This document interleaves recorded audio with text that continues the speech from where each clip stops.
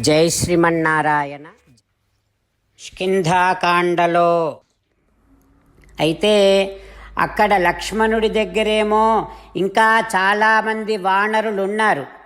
లక్ష్మణుడిలో ఉండేటటువంటి కోపాన్ని చూసి భయపడినటువంటి ఇతర వానరులంతా లక్ష్మణుడి కోపము తగ్గించటము కోసమని ఆ వానరులంతా రకరకాల శబ్దాలు చేస్తూ రకరకాల ప్రయత్నాలు చేస్తూ ఉన్నారు. అక్కడ లక్ష్మణుడి దగ్గర లక్ష్మణుని కోపము తగ్గించటము కోసమని వానరులందరూ కిలకిలా శబ్దాలు చేస్తూ ఇంకా అందరూ కలిసి ఒక్కసారిగా గంభీరమైన ధ్వని కూడా చేశారు.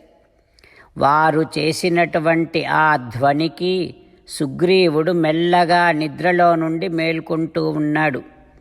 అప్పుడు మళ్ళీ అంగదునితో పాటు ఇంకా కొందరు మంత్రులు ప్లక్షశ్చైవ ప్రభావశ్చ, ప్లక్షుడు ప్రభావుడు అనేటటువంటి మంత్రులు అందరూ కలిసి అంగదుడిని తీసుకొని మళ్ళీ సుగ్రీవుని దగ్గరకు వెళ్ళి లక్ష్మణుడు వచ్చాడు అని చెప్పారు.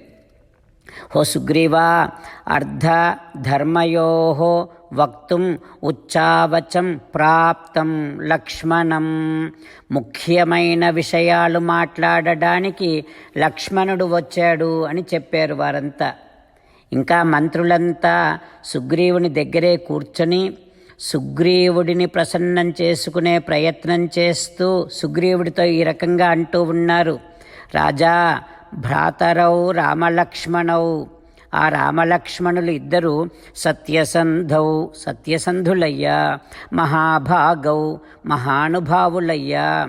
సుగ్రీవా, వారే ఈ రాజ్యాన్ని తీసుకొని రాజ్యపాలన చేసి ఉండేవారు. కానీ ఏం చేశారు? నీతో చేసినటువంటి స్నేహ ఫలితంగా రాజ్యాన్ని నీకిచ్చారు. హో సుగ్రీవా, ఇప్పుడు లక్ష్మణుడు ధనుష్పాణి ద్వారి తిష్టతి లక్ష్మణ, ధనుర్బాణాలు ధరించి ద్వారం దగ్గర ఉన్నాడు సుగ్రీవా. ఆ లక్ష్మణుణ్ణి చూసి వానరులందరూ భయముతో వణుకుతున్నారు, అరుస్తూ ఉన్నారు. ఓ సుగ్రీవా, లక్ష్మణుడు ఎట్లా వచ్చాడో తెలుసునా? రామశాసనముతో ఇక్కడికి వచ్చాడు. రాముని వాక్యమే సారథ్యం వహిస్తే రాముని ఆజ్ఞను నిర్వహించటమే ప్రధాన ధ్యేయము అనే రథములో వచ్చిన రథికుడు లక్ష్మణుడు. హో సుగ్రీవా, లక్ష్మణుడు ఎట్లా ఉన్నాడో తెలుసునా? చక్షుషా నిర్దహన్నివా, కళ్ళతోనే కాల్చేస్తాడా అన్నట్టుగా ఉన్నాడు. రాజా, లక్ష్మణుడు రాగానే అంగదుడికి తాను చెప్పవలసినటువంటి మాటలన్నీ చెప్పి నీ దగ్గరకు పంపాడు అంగదుణ్ణి. హో రాజా, నువ్వు వెంటనే లక్ష్మణుని దగ్గరికి వెళ్ళాలి. తస్య మూర్ధ్నా ప్రణమ్యాత్వం, లక్ష్మణునికి తల వంచి దండం పెట్టు. ఏ రకంగానైనా ఆ లక్ష్మణుని కోపాన్ని తగ్గించు. రాజా, ధర్మాత్ముడైనటువంటి రాముడు నీకు ఏమి చెయ్యమని చెప్పాడో దానిని వెంటనే తత్కురుష్వ, చెయ్యి. మాట మీద నిలబడు సుగ్రీవా అంటూ ఆ రకంగా మంత్రులు చెప్పినటువంటి మాటలన్నీ విని లక్ష్మణుడు కోపముతో ఉన్నాడు అని వినగానే సుగ్రీవుడు ముమోచ ఆసనం ఆత్మవాన్, వెంటనే సింహాసనం దిగి వచ్చాడు. వెంటనే భయముతో సింహాసనాన్ని దిగి క్రిందకి వచ్చాడు సుగ్రీవుడు. రామచంద్రులను మనసారా ధ్యానము చేస్తూ పరమదయాలువు పరమశివుడు చెప్పిన పరమపావన రామనామాన్ని చెబుతూ మనము రామనామ గానము చేస్తూ ఉంటే అదిగో సీతారామచంద్రులు, పార్వతీ పరమేశ్వరులు, ఆంజనేయస్వామి, సకల దేవతలు, పితృదేవతలు, మహర్షులు, ఆచార్యులు, భాగవతోత్తములు అందరూ మనని చూసి ఆనందముతో అనుగ్రహిస్తున్నటువంటి దృశ్యాన్ని భావన చేస్తూ నోరారా రామనామగానము చేద్దాం. రామ రామ దశరథ రామ రామ రామ దశరథ రామ హే హే రాజా రామ హే హే రాజా రామ హే హే సీతారామ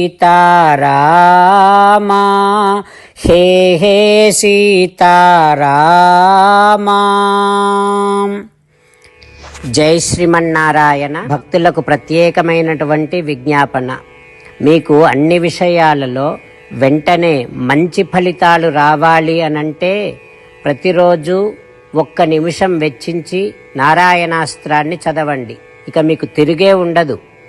నారాయణాస్త్రాన్ని పొందడానికి మీరేం చేయాలంటే నారాయణాస్త్రం అనే వెబ్సైట్కి వెళ్ళి మీ పేరు మీ ఈమెయిల్ ఇస్తే మీ ఈమెయిల్కి నారాయణాస్త్రం PDF వస్తుంది. అందులో ఒక రామాయణ శ్లోకం, ఒక గీతా శ్లోకం, ఒక విష్ణునామం ఉంటాయి.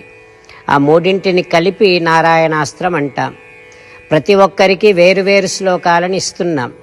ఆ రకంగా ఎవరి శ్లోకాన్ని వారు ప్రతిరోజు తప్పనిసరిగా చదవటం వలన ప్రతిరోజు ప్రతి 24,000 భక్తులతో ఒకసారి సంపూర్ణ రామాయణ పారాయణ, 33 సార్లు శ్రీమద్ భగవద్గీత పారాయణ, 24 సార్లు శ్రీ విష్ణు సహస్రనామ స్తోత్ర పారాయణ జరుగుతుంది.